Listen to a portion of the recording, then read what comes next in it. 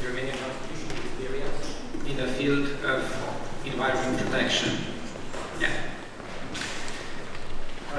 First of all, I have to point out that the Romanian Constitution from 1991 was adopted and came into force after its approval by national referenda of 8 December 1991. In its initial version, it hasn't had a specific provision concerning the right to a healthy environment.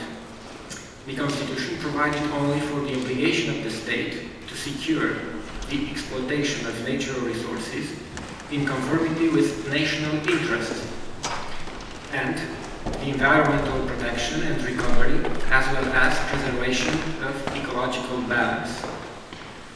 In its chapter dedicated to fundamental rights, the Constitution connected the fundamental right to property to a certain specific environmental obligation, stating expressly that the right of property compels to the observance of duties relating to environmental protection and insurance of neighborliness, as well as other duties incumbent upon the owner in accordance with the law or custom.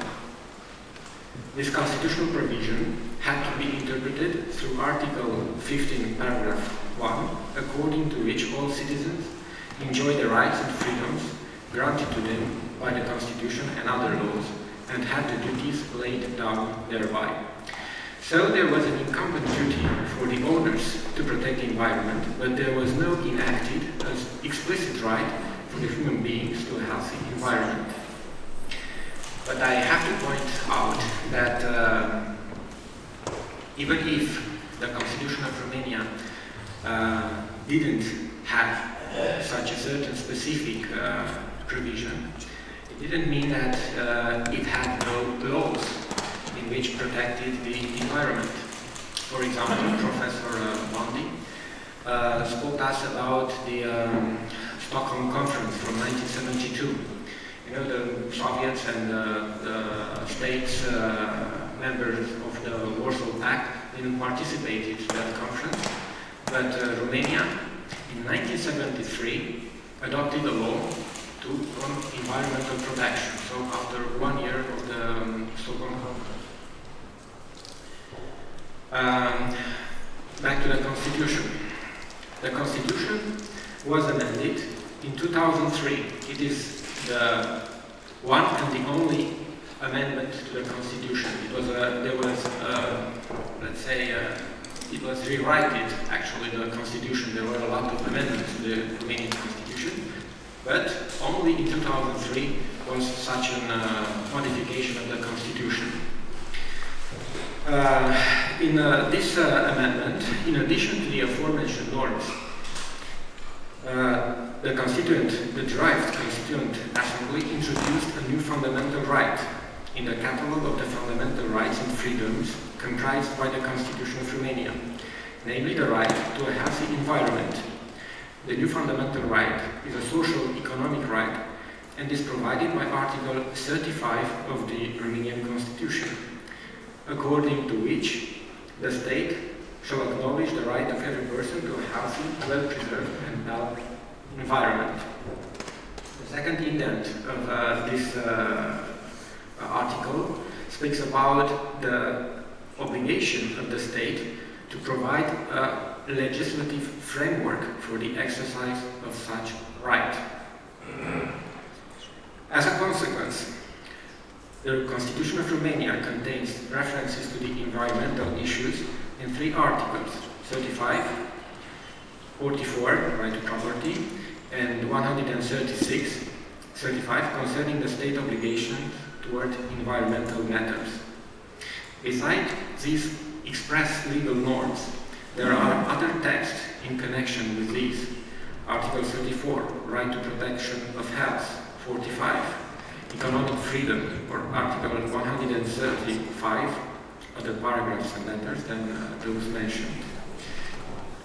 It was to be mentioned that in the entire constitutional history of Romania, as it has been for the first time when the constituent legislator provided for a set of fundamental rules and principles that concerns the protection of environment.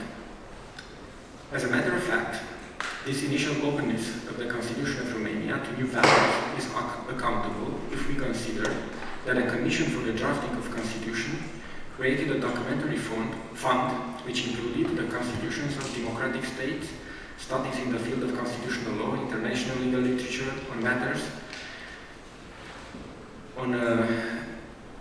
that could be regulated by basic law, and initiated working meetings with the European specialists. But as we pointed out, the right to a healthy environment became part of the Constitution in 2003.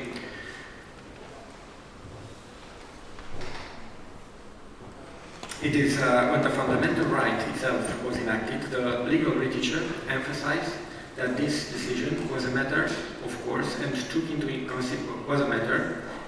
consideration the intrinsic importance of this third generation right, the international and European orientations in the specific field, and requirements for the accessions of Romania to the European Union, where the protection of the environment represents a priority of EU policies. So this was the rationale of the text. In the legal literature, there were pointed out some guarantees for this right. The access to environmental information in compliance with the requirements of confidentiality, the right of association in environmental protection organization, the right to be consulted in the decision-making process concerning environmental policies, programs, legislation, the right to address the administrative and judicial authorities in environmental matters, and the right to compensation for damages. I've tried to find in the Constitutional Court case law a reference to the Articles Convention, and I succeeded. The decision pointed out in the presentation. But let's say it was not a decision on the merits, on the hardcore of the Articles Convention, but it was a decision about what does mean public, what is population, and how the population in the Romanian legislation can have access to environmental information. And the Constitutional Court said the term public is the same with population. Public was used in the Convention and population in the Romanian legislation. As concerns legislative framework for the exercise of this right, so as I mentioned, it is Article 35, paragraph 2 of the Constitution. The general law on the protection of the environment is the Government Emergency Ordinance number 195 for 2005. Okay, when we are speaking about legislative framework, and I'm speaking to you about Government Emergency Ordinance, you will ask me, okay, but it has to be a law, not an emergency ordinance. Actually, in the Romanian constitutional system, we have laws adopted by the parliament, and this kind of legislative acts adopted by the government in, let's say, in emergency situations. And you will ask me, okay, but it was an emergency to adopt this ordinance? The answer is no. And I will have, let's say in a few lines, a bit of history. This kind of acts of the government were not used till 2000. Only from 2000, when Romania had to comply the accession requirements, use this kind of legislative acts, because it was more rapid than an act adopted by the parliament, and the government had the control on the content of the act. So the government preferred to adopt such emergency ordinances. So, as a matter of fact, an emergency ordinance has the value of a law. It is a law. Yes, it has to be approved ex post by the parliament. But till it is adopted, it has this approved by the parliament. It has the same constitutional value. In this emergency ordinance, we have a definition of environment that represents the set of conditions and natural elements of the earth, air, water, soil, characteristic aspects of the landscape, all atmospheric layers, all organic and inorganic substance, as well as living beings, natural systems interacting, quality of life and conditions that may affect human well-being and health. About this legislative framework, I studied the civil code. In the civil code, we have only two provisions that are specific on environmental matters. But let's say these two provisions are incidentally touch the environmental matters, because the most important act is Governmental Emergency Ordinance 68/2007 on environmental liability with regard to the prevention and repair of environmental damage. In the criminal code, we do not find, I think we find two offenses related to environmental issues, but the main sedes materia is Article 98 from Emergency Ordinance 195. Okay, I will refer to some constitutional court decisions that analyzed environment. What is environment? What are the obligations of the state? And I have to mention that in Romania we do not have the constitutional complaint. We only have the control of constitutionality of norms, so review of norms. And that's why maybe you will say that, okay, the case we will present, it is to link with the norm and not with real situations. Yes, it is true, because in Romania the Constitutional Court has only this competence. So we have positive obligations of the legislator. I've tried to put down some kind of these positive obligations. Like when you want to build a building, you need a building permit. The Constitution, I've put in brackets the Constitutional Court decision and the concerned paragraph. I won't read the Constitutional Court statement on this, but I have to emphasize that the court used the environmental effect of building all the time and without a administrative control. Another kind of permit, the environmental permit and the integrated environmental permit. This is used in Romania when you want to build something that sure will affect environment, and that's why you need this kind of permit. So it's limit your economic, let's say, rights and property rights. Hunting permit, the same. As regard hunting permit, it was a very interesting decision of the court when some people, let's say, exercising their right of property, said, okay, but my land, it's a hunting fund. Why you come and hunt on my land? Because you destroy the crop from the land. And the Constitutional Court emphasized that hunting is for environment protection, even if it sounds a bit barbarian. Another question on which the Constitutional Court was to had to answer, if the legislator may impose to economic operators who pollute the environment a certain tax or contribution to the environmental fund. The court, of course, agreed with this stance of the legislator. Restrictive regulation of the areas in which smoking is allowed. In 2015, the Romanian legislature adopted a law in which you are not, and of course you were not allowed and you are not allowed at the moment to smoke in closed halls.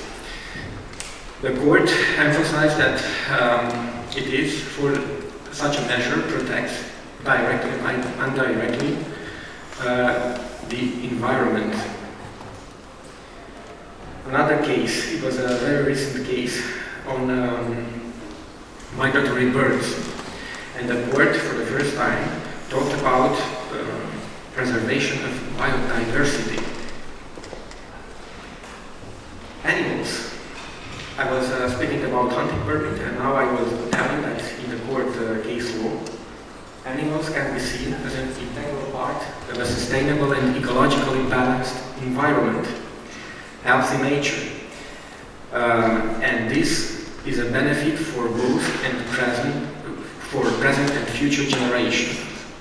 It is the sole reference of the Constitutional Court to generations, to future generations. I didn't find any other decisions of the Constitutional Court, and of course the Romanian Constitution has no reference to future generations. Because I think future generation is an integral part of the right to a healthy environment. I tackle the problem in this legislative framework about the relationship of Article 35 with other constitutional rights. The most relevant relationship that I found in the Constitutional Court case law was the connection with the right to private property. As you've seen, the Civil Code defines private property as the right of the owner to own, use and dispose an asset exclusively and absolutely. So it was a problem. What does this mean, absolutely? You have limits, and in another two decisions, the court says it has to harmonize the incidents and other fundamental rights of citizens other than property rights in a systematic interpretation of the Constitution. So it is the task of the Constitutional Court to do this. A law that bans the change of the destination of the lands arranged as green spaces or provided as such in the urban planning documents, the reduction of their surface or their relocations is limiting the right of property. But the Constitutional Court, as my colleague from Poland said, made a proportionality test, suitability, necessity, and proportionality stricto sensu, and said, yes, you can do this. Of course, when we are speaking about ownership of forests, ownership of a land that is part of a hunting fund, the right of property is limited, and this limitation of the property right is justified by the reference to protection of the environment. Sanitation activity on private properties is the same, and I've told about building permits. As I said at the beginning, there are certain articles that are in direct link with the healthy environment, with the environmental rights. For example, Article 13.4 guarantees the right to protection of health. And in the Constitutional Court case law, I found some decisions that make this connection between healthy environment and a healthy person. Another text which speaks about the access to the economic activity do not have a reference to environment, but the reference is implicit, I think. And another three texts, 35, right to environment, 45, right to economic activity, and 135, state obligations in the field of economy, were analyzed together by the court when it came about the change of the boundaries of the protected natural areas of national interest. And it was about mining. In this case, the court agreed to put these boundaries of the protected national areas to the level of 2007, so the territorial areas, in order to permit some mining activities. What about the relationship with the EU law or with the jurisprudence, case law of the European Court of Justice? The Constitutional Court of Romania has an older decision, 668, page 2011, when it said that the contradiction between the national and the EU norms does not per se constitute a breach of the norm of reference in the review of constitutionality, namely the Constitution. but maybe an argument to demonstrate a breach of the Constitution. In a recent decision in 2018, the court stated that the constitutional relevance of EU norm is absorbed by the constitutional norm, which enshrines the protection of the fundamental rights to a healthy environment. Practically, the court says, yes, we have at the European level a certain acts, certain norms, but my constitutional norms absorbs all these obligations into it. I pointed out in the next 4 points some infringement procedures against Romania.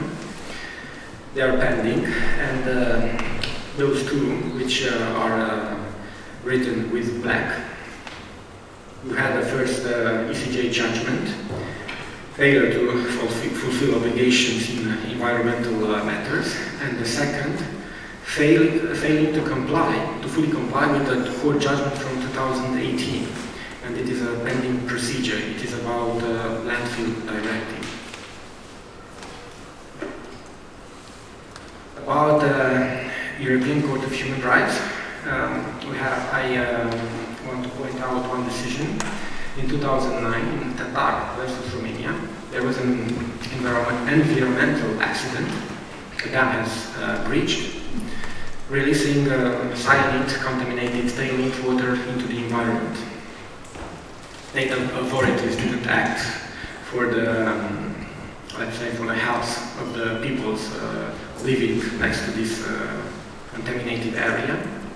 And the European Court of Human Rights pointed out that the state had the duty to guarantee the right of members of the public to participate in decision-making process concerning environmental issues, one, and the failure of the Romanian government to inform the public, in particular, about not making public the impact assessment, on the basis of which the operating license had been granted, had made it impossible for members of the public to challenge the result of that assessment. The Romanian authorities failed in their duties to assess to a satisfactory degree the risk that the company's activity might entail, and to take suitable measures in order to protect the rights of those concerned, to respect their private lives and homes. So the European Court of Human Rights made a connection between Article 8 of the Convention and the environmental issues. So even if we do not find in the European Convention of Human Rights a special article to a health environment, it is intrinsically contained in Article 8. So, ratione materiae, it is within the competence of the European Court of Human Rights. And last slide, and I promise that I will finish in 3 minutes. I said I have to have a part in this material about the mechanisms of control when it comes about environmental issues. First of all, we have at parliamentarian level the inquiry committees. We had a case in Romania about gold mining, Roșia Montana Gold Corporation. We had 2 parliamentarian inquiry committees, I think in 2001 and 2013, and the parliament set up some reports about all this activity. I won't enter into detail, but in my paper you will find all these details. Another mechanism of control is the ombudsman. In Romania, we have an ombudsman appointed by the parliament. The ombudsman is provided expressly in the constitution, and the ombudsman in Romania has, let's say, vice ombudsmans on different domains. And we have an ombudsman that has this field of environmental protection. And in 2011, it has 99 petitions to resolve, and in 2020, 174. That is only 1% of the whole activity of the Romanian Ombudsman. And 2 specific aspects about the Romanian Ombudsman. In 2011, it participated actively to